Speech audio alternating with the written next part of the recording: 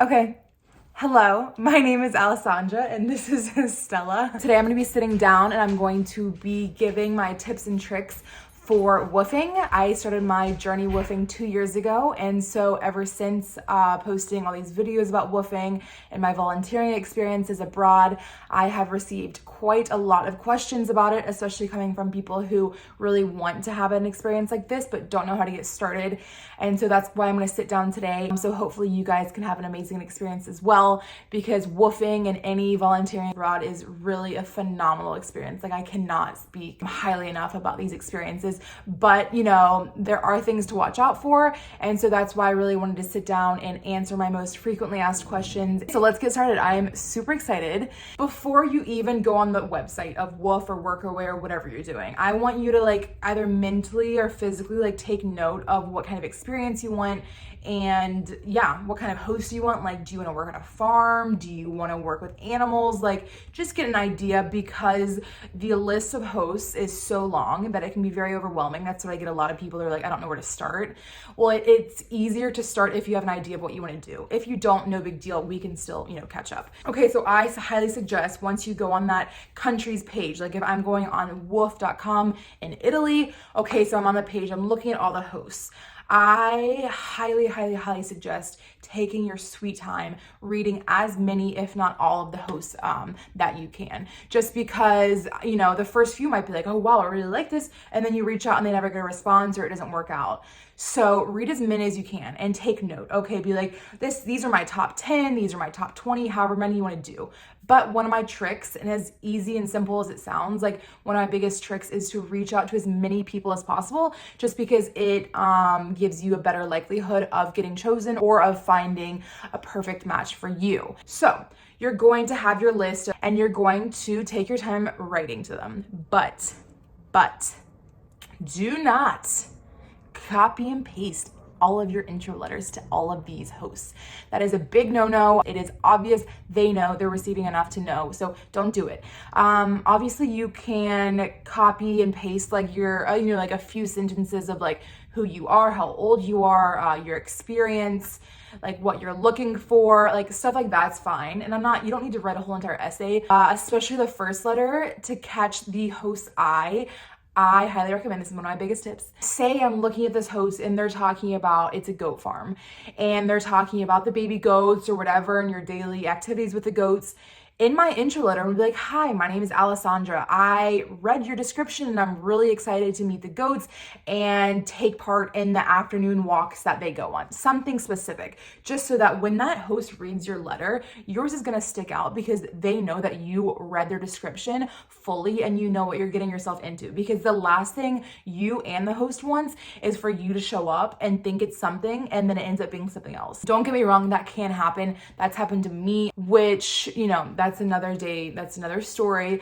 But the more prepared you are, the better chance you are to really like your experience and that specific host. The questions, you need to be asking a lot of questions. I don't personally ask all my questions in the first cover letter, because the cover letter might end up being 2 pages long if I'm talking about myself, talking about the farm, and giving all these questions, that's a little overwhelming. So I personally introduce myself, say why I want to go to the farm, and maybe add 1 or 2 questions.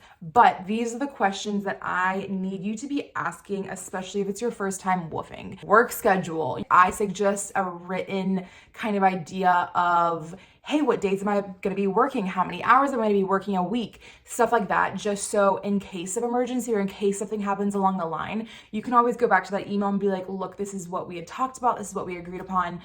So that's what I'm comfortable with. So it's really important to kind of have that in writing. I know a lot of people like video calling just to really know that that is a real person. Getting familiar with them before you actually arrive is very helpful. But I do suggest having some things in writing, just so again, you can go back to it. A big thing is asking the proximity to the nearest town. I'll go in depth later about safety and stuff, but it's just good to know how far you are from the nearest town, just so if you have to go to the doctor for some reason, or if you want to go to the supermarket because you don't like the food that they're making for you, it's just nice to know. And also you kind of need to know at some point, just so you know how you're going to get there. Another question is are you going to be picking me up from the train station or the bus station? Will transportation be provided, or do I need to know how to get get to the farm on my own. Another thing is like, am I going to be alone? Are there going to be other volunteers? Just kind of get an idea of the dynamic of the work and home life, just so, you know, obviously if you're expecting to be immersed in a family and in a language and culture, and it ends up being like a couple who, you know, you're very separated with, like that might be very isolating and that might not be the best fit for you. So try to get an idea of how it is, just so again, you're more prepared and you know for sure that this is the right fit for you. A big thing is to ask what they expect of you. I mean, you can just ask that question out, but like what I mean by that is like, are they expecting you to be a part of the family and have social time as a family? Or are they kind of expecting you just to be like a worker, which is fine as well. Definitely positives to both of those, but just getting an idea again, so you're more prepared. Okay, so accommodation. Ask where you're gonna be sleeping. Like, am I gonna be sleeping in the same house as you guys, or is there a separate place for the volunteers? I know there's a lot of people and hosts who actually do list all this information, all the questions I'm asking, they list it in their bio, but it's definitely good to double check, so it never hurts to be like, hey, I read this, and this, is this all still correct? Because things change. A lot of people sometimes might not update their profile, so it's just good to double check, and that's why I'm making sure to tell you that these questions are answered before you get there. Another question that I get asked a lot is, how far in advance should I be asking these hosts if I can come? And that really all depends on the host. Obviously, the more far in advance, the better. I'm not saying you should do it like 4, 5, 6 months in advance. You could try, but I feel like the sweet spot is anywhere between like a month and 3 months maybe. But in my experience, like this is an extreme situation, but there was like one time where I reached out days before going there, and it worked out, but then that's not always gonna be the case. So the more prepared, the better. Once you start woofing and doing volunteering experiences, you're gonna get more comfortable and you might meet people along the way. So you might not have to do so far in advance, but just especially to begin with, I do suggest doing at least 2 to 3 months in advance, reaching out to these hosts. Safety. I get a lot of people, especially young women, reaching out to me concerned about their safety, and there are horror stories. I've heard them. I've had somewhat of a horror story. It wasn't like terrifying, but it was definitely scary. So I understand that it can be frightening to, dive into this headfirst. So some tips for safety that I would recommend to someone who's starting off woofing or Workaway or whatever would be to look at reviews on the profiles. A lot of times they do have reviews of past woofers or past volunteers who tell you about their experience, just so you can get an idea of what you're getting yourself into, and get an outside perspective and not just the perspective of the host. It's nice to have other people who've actually lived there and worked there and hear what they have to say. Sometimes though, there are not reviews, and don't completely say no to that, because you might come across several hosts that you like that don't have reviews.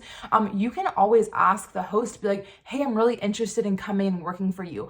It's my first time woofing and I really wanted to get a perspective from someone else who's done that. Can I have the contact information of a previous volunteer?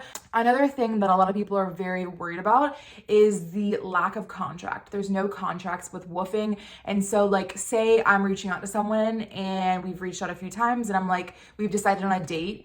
A lot of people are afraid of like, what happens if like 2 days before I'm supposed to get there, they cancel on me and I don't have no place to go. That is a very valid worry. That is why I'm going back to the whole thing of reaching out to as many people as possible, forming a connection, a conversation with as many hosts as possible, just so that in case of emergency, in case something like that happens, you have a backup. You can go back and have 5 to 10 to 15 backup hosts in, the area or in the country that you can go to in case something like that happens. If you've formed those relationships ahead of time and you're like, hey, look, something happened, I am urgently looking for someone to stay with, I'm pretty sure that they'll be accommodating, or at least can find someone to accommodate you until you find out a more solid plan. Another big thing for safety is know where you're going, do your research. If it's your first time, I would highly suggest finding a host in near proximity to a decent sized town, just a city or a town that has your necessities, that has a doctor in case of emergency, a supermarket, like just stuff like that.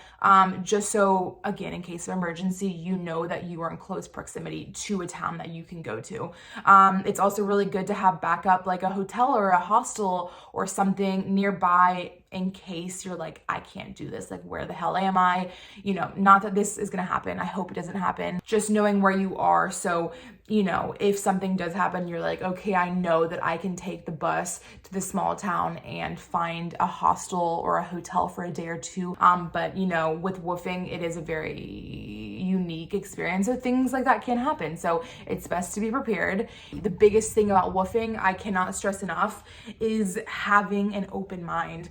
It is, and I've said it a million times, but it is a unique, raw, eye-opening experience. It's not for everyone, and things are gonna happen that you don't like.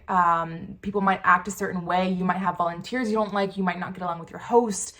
This is all worst case scenario, but I'm just saying, come prepared, know your limits, know your boundaries, know your ways to escape. My ways are meditating and yoga. If I'm having a rough day and I'm not getting along with someone, I'm not going to be like, I'm done, you know, I'm leaving this place, unless it comes to my safety. But, you know, knowing your ways of coming and finding home in yourself is very important. And that helps me with woofing because, again, you're learning new things. Like, it's a very engaging, you know, involving, sometimes overwhelming experience. So having that open mind, you're going to be in situations that are completely new. You're going to be outside of your comfort zone. Woofing is completely outside of most of our comfort zones. And so having that open mind and being like, okay, I've never experienced that before. I've never seen something like that before, but it's teaching me a lesson. So just, that's a big, big, big key, is your mentality. Money, money, money must be funny in a rich man's world. Money is a big thing that I get asked pretty often. Everyone wants to know how much that they should save. The answer to that is, I don't have a fucking clue.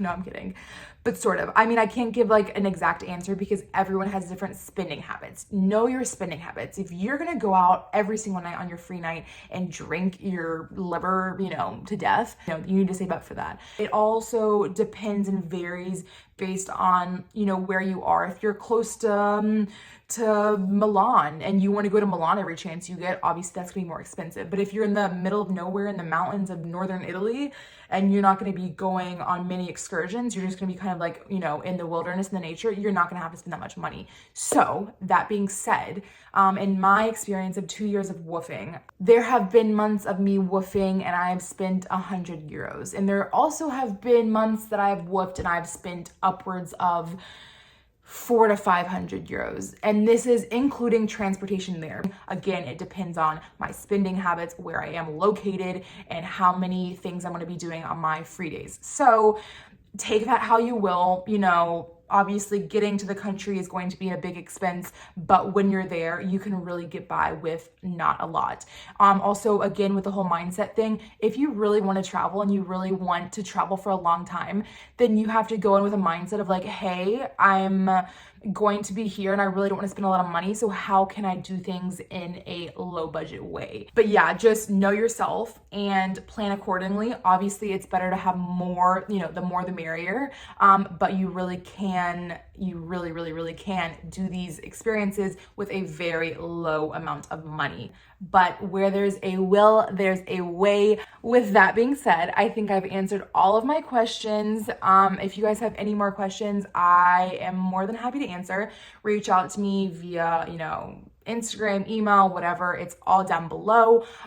If you guys could, if you're not already subscribed, go ahead and subscribe. It really helps me out. If you do decide to go along this journey of working abroad, let me know. I love hearing everyone's experiences, and I wish you all the best. And yeah, until the next time.